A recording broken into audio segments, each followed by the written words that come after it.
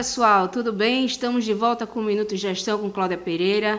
E essa semana eu trouxe para uma entrevista a professora Renila Bragagnoli, professora queridíssima, professora Renila Bragagnoli, conhecida no país inteiro. Ela é conhecida inclusive como a mulher das estatais, uma das grandes especialistas sobre o tema. Ela que é mestranda, autora de diversas obras sobre o tema, palestrante no país inteiro. Professora, seja muito bem-vinda. Professora queridíssima, minha amiga, né?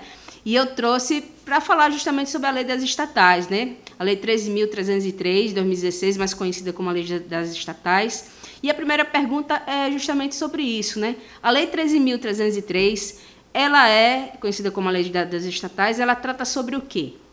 Oi, professora Cláudia, tudo bem? Primeiramente, é um prazer participar do Minuto de Gestão Pública falando sobre a lei das estatais. Apesar de ser uma legislação que ficou muito famosa por tratar de matérias inovadoras sobre licitações e contratos, a lei 3.303 é uma legislação muito mais ampla, né? Apesar também dela ficar muito conhecida por ser uma legislação de combate à corrupção, porque ela foi publicada, foi editada no momento em que o país atravessava grandes escândalos de corrupção envolvendo empresas estatais, a lei das estatais ela traz previsões de governança, ela traz previsões de compliance e previsões também de licitações e contratos. Muito embora ela seja famosa por tratar de licitações e contratos e por ter sido publicada num contexto de combate à corrupção, de má gestão envolvendo empresas estatais, ela é uma delegação constitucional da emenda 19 de 1998, que inseriu o parágrafo 1º no artigo 173 da Constituição, dizendo que deveria sim ser editado o Estatuto da Empresa Pública e da Sociedade de Economia Mista. E essa legislação estava adormecida no nosso Congresso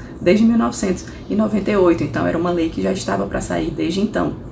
E nunca houve uma oportunidade, nunca houve um fomento, um clamor social que fizesse com que ela saísse, né, dos planos constitucionais. E em 2016 isso aconteceu com a publicação da Lei 3.303, que trouxe de fato ao nosso mundo jurídico, ao nosso mundo prático, a Lei das Estatais, que trata desses dois grandes blocos, né, governança e compliance no primeiro momento e licitações e contratos em outro momento, o momento que ela ficou mais famosa. Mas ela é uma lei, como eu falei, muito genérica, ela se aplica desde a função social da empresa estatal, o funcionamento dos seus órgãos, formação do conselho de administração, questões previdenciárias, questões trabalhistas, questões tributárias, até licitações e contratos, tendo em vista que as empresas estatais continuam tendo o dever constitucional de licitar. Então, apesar de ser uma legislação recente e relativamente pequena, só conta com 97 artigos, a lei das estatais fala sobre essa gama de assuntos. Por isso que ela é tão interessante e cada vez mais é objeto de estudos, objeto de análises, tanto no meio acadêmico quanto nas pessoas que atuam, que lidam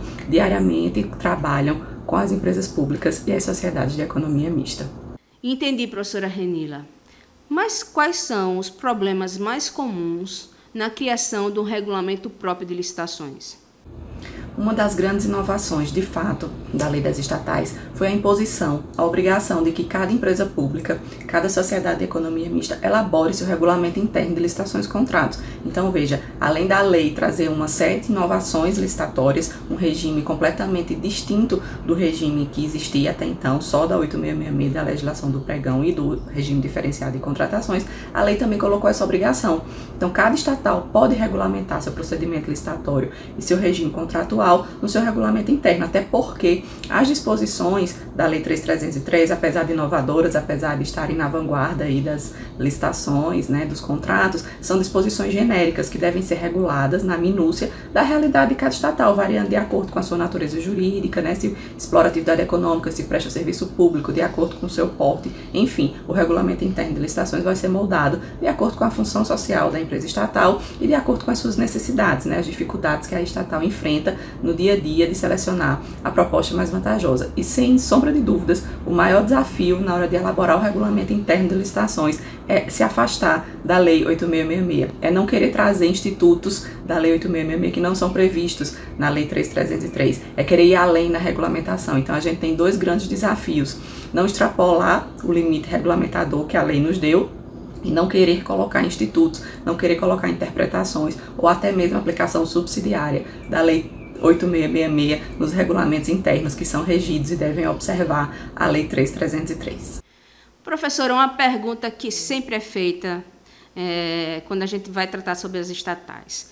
É possível a aplicação de forma subsidiária a Lei 8666/93, quando a gente vai tratar sobre a Lei das Estatais? Como eu já adiantei para vocês, né, um pouquinho na pergunta 2, não existe aplicação subsidiária da Lei 8666 no regime jurídico, né, estipulado, determinado pela Lei 3.303. Então, as licitações, contratos aqui no assunto que nos afeta, não podem se socorrer de maneira subsidiária às interpretações, às manifestações, aos institutos, né, que estão lá sedimentados no âmbito da Lei 8666. Isso foi uma matéria que foi muito trazida pela doutrina desde a publicação da Lei das Estatais, lá em 30 de junho de 2016, sobre a não aplicação subsidiária da Lei 8666 na interpretação e aplicação da Lei das Estatais. Mas isso não afasta, contudo, a utilização da doutrina, da jurisprudência consolidada dos tribunais de contas no âmbito de licitações e contratos. Então, não obstante a gente não poder aplicar subsidiariamente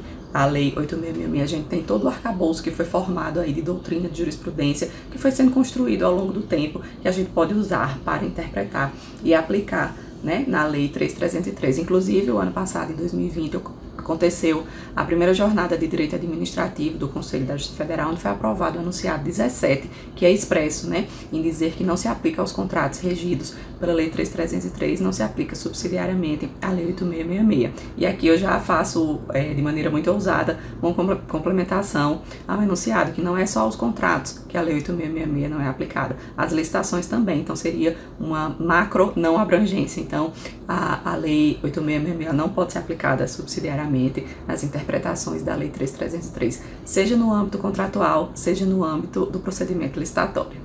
Pessoal, nós vamos para um rápido intervalo e voltamos daqui a pouquinho. Os processos licitatórios em órgão público são sempre motivo de dor de cabeça. Controlar tudo que envolve esses processos é praticamente impossível. O Licite Legal surge como uma ferramenta imprescindível para resolver os problemas dos processos administrativos, incluindo as licitações. Com ele, você armazena os documentos na nuvem sem risco de extravio. O sistema é adaptável ao fluxo organizacional de cada unidade administrativa. Você pode visualizar a linha de tempo com indicação dos atos e prazos percorridos durante o processo administrativo. E ainda, controlar os prazos e quantitativos dos contratos ou atas de registros de preços. Você tem acesso às informações em tempo real de onde estiver. O sistema ainda oferece módulos de gestão de contratos e controle do envio dos processos licitatórios ao Tribunal de Contas do Estado, evitando multas e ações de improbidade. Ganhe mais segurança, eficiência e economia. O programa de integridade, ele é obrigatório para as estatais? E qual seria a finalidade desse instrumento? Assim como no procedimento licitatório, a Lei das Estatais trouxe inúmeras inovações, né, como a gente já falou sobre o regulamento interno de licitações e contratos de cada estatal, que é um documento obrigatório. Na primeira grande parte, que é a que envolve governança e compliance, também teve grandes e significativos avanços, e um deles é justamente a obrigatoriedade de toda empresa estatal desenvolver e implantar, caso ainda não tenha, o seu sistema de integridade, o seu sistema de compliance. E a lei, ela ajuda, ela traz, né, os órgãos que precisam ser formados, os documentos que precisam ser elaborados, ela apresenta o norte, né, ela apresenta a direção, e a estatal vai regulamentar de acordo com os prazos, de acordo com os requisitos que estão delimitados na lei. Um programa de integridade nada mais é do que um conjunto de documentos éticos, de padrões de comportamento que devem ser observados, que devem ser perseguidos por toda a administração da estatal, não só pelos seus empregados, mas também e principalmente pela sua alta administração, porque é como diz a grande frase, né, que rege o mundo do compliance, o exemplo vem de cima, né, o exemplo arrasta. Então a alta administração deve estar engajada, deve estar comprometida com aquele programa de integridade, aplicando, disseminando, fomentando treinamentos,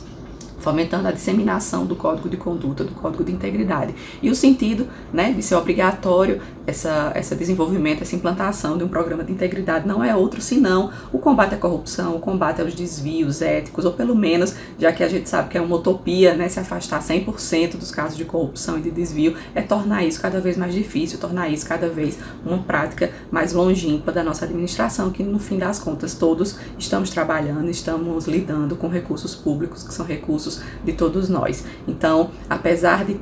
Professora, para finalizar nosso programa, eu gostaria que a senhora respondesse uma pergunta até um pouco difícil. Mas teria alguma crítica que a senhora poderia fazer em relação à lei das estatais? Olha, Cláudia, essa última pergunta vai me deixar numa situação muito delicada, porque eu gosto muito da lei das estatais. Eu acho ela uma legislação muito moderna, né, muito arrojada, traz dispositivos bem interessantes para tornar a gestão das empresas estatais e suas licitações, contratos, suas contratações de maneira geral, muito mais eficientes, muito mais econômicas, né, muito mais próximas de atender o interesse público. Mas eu acho assim que ela tem algumas pequenas falhas, alguns deslizes no caminho aí de sua aprovação e sua publicação. A primeira delas é a falta da oportunidade, de aproveitar a oportunidade em inovar, em colocar mais requisitos de controle, de compliance na questão das licitações contratos. Então a lei ela foca muito na parte de gestão das empresas estatais, nas obrigações que as estatais têm de implantar o seu programa de compliance, mas não replica isso de uma maneira que possa repercutir no mercado, trazendo com que elementos de compliance, elementos de governança possam ser também trazidos pelas empresas que desejam contratar com a estatal licitante. Então eu acho que perdeu-se uma grande oportunidade. Assim como também eu acho que foi muito rápida, muito ligeira as disposições sobre a aplicação de penalidades. Então a parte sancionatória da lei das estatais ela copiou muito da lei 8666, deixou de aproveitar uma oportunidade em regulamentar de maneira inovadora, em apresentar sanções que de fato cumpram, né, seu dever pedagógico de reprimenda para as empresas que estão de alguma forma inadimplente com a empresa estatal. Então aqui são essas duas críticas pontuais que eu faço à lei das estatais, né, a oportunidade perdida tanto em implementar critérios de integridade e compliance nas licitações contratos, quanto na falha, né, digamos, numa regulamentação incipiente ou copiada da 8666, sem aproveitar essa oportunidade tão inovadora de começar do zero, uma nova forma de sancionar, uma nova forma de colocar as empresas penalizadas de fato sentirem na pele o mal que faz, usar mal, não cumprir um contrato administrativo, deixando assim de atender o interesse público.